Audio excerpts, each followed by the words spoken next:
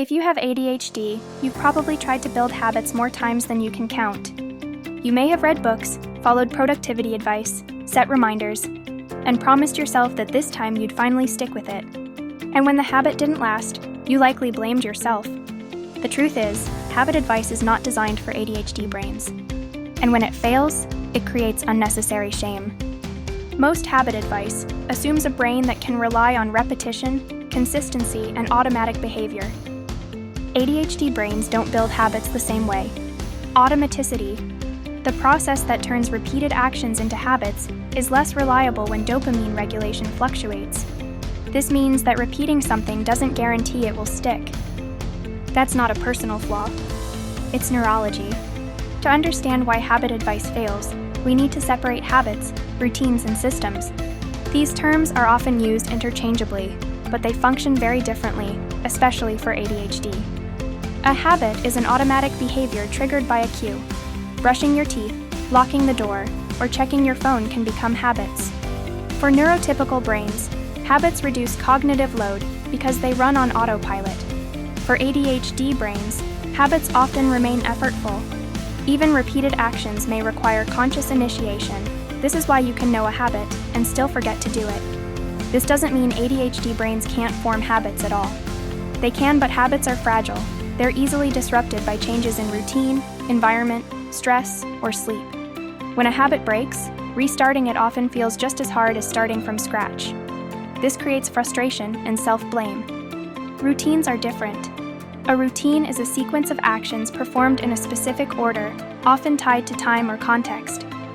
Morning routines, evening routines, or work routines fall into this category. Routines provide structure and predictability. For ADHD brains, routines can be helpful but only when they're flexible. Rigid routines often fail with ADHD because they assume consistent energy and focus. When energy dips, the routine collapses. When the routine collapses, shame follows. Over time, routines become emotionally loaded. Instead of support, they feel like tests you're constantly failing. This is where systems come in, and why they're so powerful for ADHD. A system is a set of supports that make action easier regardless of motivation, energy, or memory. Systems don't rely on willpower. They rely on design.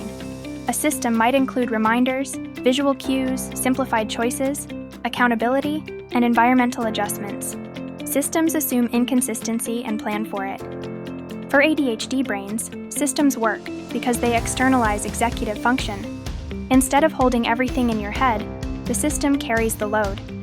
This reduces cognitive effort and emotional strain. When systems are in place, action doesn't depend on feeling motivated or remembering perfectly. Another key difference is that systems are resilient. When one part fails, the system can still function. Habits and routines tend to be all or nothing. Systems allow for partial success.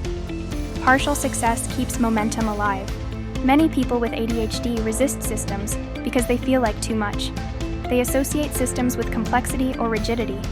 But ADHD systems are actually simpler than habits. They reduce decisions. They remove friction. They create defaults. For example, instead of trying to build a habit of exercising every morning, a system might involve keeping workout clothes visible, scheduling sessions with a friend, and having a backup plan for low-energy days. The system supports action even when motivation is low. Another advantage of systems is that they reduce shame. When a habit fails, people often blame themselves. When a system fails, you adjust the system. This shift protects self-esteem and encourages experimentation. You're no longer the problem the system is. Systems also align better with ADHD motivation patterns. They can incorporate interest, novelty, and reward. They can change over time. Habits resist change. Systems expect it. It's also important to understand that habits can exist within systems. The goal isn't to abandon habits entirely. It's to stop relying on them as the primary solution. Habits are bonuses. Systems are foundations. Routines, too, can live inside systems. A routine might be one pathway within a system, not the entire structure. When routines are supported by systems, they become more forgiving and sustainable.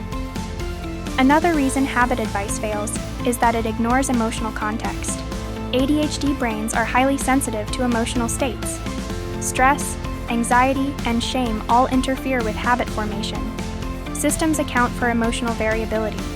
They provide support during low points, instead of assuming constant readiness. Systems also make failure safer. When something doesn't happen, you don't spiral into self-criticism.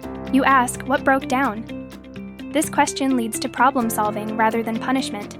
One of the most empowering aspects of systems is that they're customizable.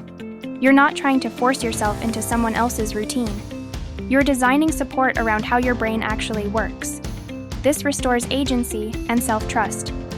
Another benefit is sustainability. Habits often feel impressive at first, but fade. Systems are quieter but longer lasting. They don't rely on enthusiasm, they rely on structure. Many people worry that systems will make them dependent or less capable. In reality, systems free up capacity. By reducing mental load, they allow you to focus on things that matter.